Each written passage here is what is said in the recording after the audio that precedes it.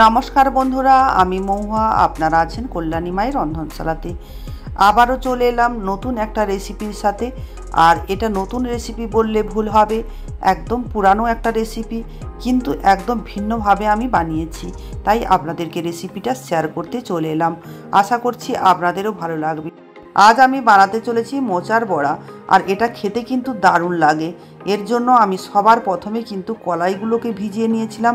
আমি মুগ ডাল, মসুর ডাল এবং ছোলার ডাল এবং 1 চামচ মতো চাল আমি আগে থেকে ভিজিয়ে পরিষ্কার করে ধুয়ে নিয়েছিলাম। ভালো করে এটাকে কিন্তু আপনারা পরিষ্কার করে ধুয়ে নেবেন। তারপর এটাকে মিক্সার গ্রাইন্ডারে পেস্ট করে নিচ্ছি। আর যদি শিলনোড়াতে বাটতে পারেন তাহলে তো ভালোই হয়, কিন্তু আমি মিক্সার গ্রাইন্ডারেই পেস্ট করে নিয়েছি। এখানে আমি ডালের সাথেই চালটা দিয়েছি, কারণ বড়াটা বেশ মুচমুচে হবে খেতে, তার জন্য। আপনারা কিন্তু চাল গুঁড়োও ব্যবহার করতে পারেন। আর মোচাটা দেখুন আমি চেপে জল ঝাড়িয়ে একদম নিয়ে নিচ্ছি। মোচাটাকে কিন্তু আগে থেকেই কেটে আমি লবণ আর হলুদ জলে ভিজিয়ে রেখেছিলাম, কারণ এটা কিন্তু কালো হবে না, তার জন্যই। এবার আমি সেদ্ধ আলু একটা দিয়ে দিচ্ছি গ্রেট করে। এটাও আগে থেকেই সেদ্ধ করে নিয়েছিলাম। এই ডাল বাটাটার মধ্যে আলু সেদ্ধ দিচ্ছি, কারণ এই বড়াটা কিন্তু বেশ মুচমুচে হবে খেতে, তার জন্য। চাইলে আপনারা আলু সেদ্ধ যদি না দিতে চান নাও দিতে পারেন, এমনিও কিন্তু খেতে বেশ ভালোই লাগবে। এখন এর মধ্যে দিয়ে দিচ্ছি পেঁয়াজ দুটো আমি ছোট ছোট করে কেটে রেখেছিলাম, পেঁয়াজ আর ধনে পাতাও কুচিয়ে রেখেছিলাম, ধনে পাতা দিয়ে দিচ্ছি।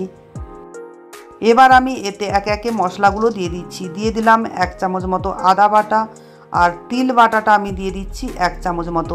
এটা কিন্তু আমার আগে থেকেই বেটে রাখা ছিল ফ্রিজের মধ্যে, তাই দিলাম। আর আপনারা চাইলে এটা ডালের সাথেও কিন্তু বেটে নিতে পারতেন। আর দিয়ে দিলাম গোলমরিচের গুঁড়ো অল্প করে, আর চাট মশলা দিয়ে দিচ্ছি একটু অল্প করে, আর কাঁচা লঙ্কার পেস্ট দিয়ে দিচ্ছি 1 চামচ মতো। এরই সাথে দিয়ে দিলাম 1/2 চামচ মতো গ্রেট করা রসুন, আর দিয়ে দিচ্ছি স্বাদ অনুসারে লবণ। দিয়ে দিলাম জিরে পাউডার 1/2 চামচ মতো, আর ধনে পাউডারও দিয়ে দিচ্ছি 1/2 চামচ মতো, আর দিয়ে দিচ্ছি হলুদ গুঁড়ো 1/2 চামচ। এবার ডাল বাটার সাথে সমস্ত মশলাগুলোকে ভালো করে মেখে নিচ্ছি। একটু ভালো করে হাত দিয়ে আপনারা মেখে নেবেন। এটা মাখতে মাখতে একটা অনুরোধ করে রাখি, যে সকল বন্ধুরা এখনও পর্যন্ত লাইক না করে দেখছেন ভিডিওটা, একটা প্লিজ লাইক করে দিয়ে কন্টিনিউ করতে থাকুন। যারা এখনও পর্যন্ত চ্যানেলটাকে সাবস্ক্রাইব করেননি, প্লিজ সাবস্ক্রাইব একটা করে দেবেন, তাহলে আমি নতুন নতুন ভিডিও আপলোড করলে সবার আগে আপনাদের কাছে নোটিফিকেশানে পৌঁছে যাবে।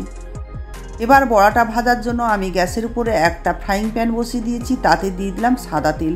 চাইলে আপনারা এখানে সর্ষের তেলও ব্যবহার করতে পারেন।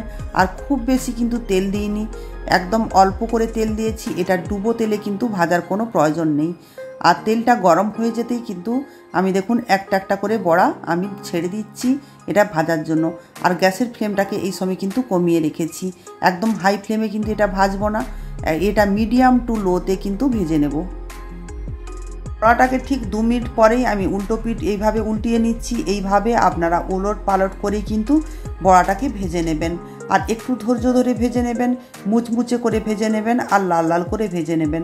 আবারও বলছি, গ্যাসের ফ্লেম কিন্তু হাই করবেন না, তাহলে ওপর থেকে কিন্তু জ্বলে যাবে আর ভেতর কাঁচা থেকে যাবে। বড়াগুলো কিন্তু খুব সুন্দরভাবে ভাজা হয়ে গিয়েছে। এবার আমি একটা ছান্তার সাহায্যে তেল থেকে ছেঁকে তুলে এটাকে প্লেটে নামিয়ে নিলাম। আর বাকি বড়াগুলোকেও ঠিক একইভাবে আমি ভেজে নিচ্ছি। বৃষ্টির দুপুরে গরম ভাতের সাথে বা বিকেলে চায়ের সাথে এরকম একটা বড়া খেতে কিন্তু ভীষণ ভালো লাগে। একবার আপনারা বানিয়ে দেখতে পারেন। কেমন লাগলো বন্ধুদের জানি না রেসিপিটা। যদি ভালো লেগে থাকে তাহলে কমেন্ট করে জানাতে কিন্তু ভুলবেন না। আর যদি অনেক বেশি ভালো লেগে থাকে তাহলে বন্ধুদের মাঝে এটা শেয়ার করে দেবেন। আজকের মতো টাটা, আবারও হাজির হয়ে যাব নেক্সট কোনো কন্টেন্ট নিয়ে। ভালো থাকবেন সবাই।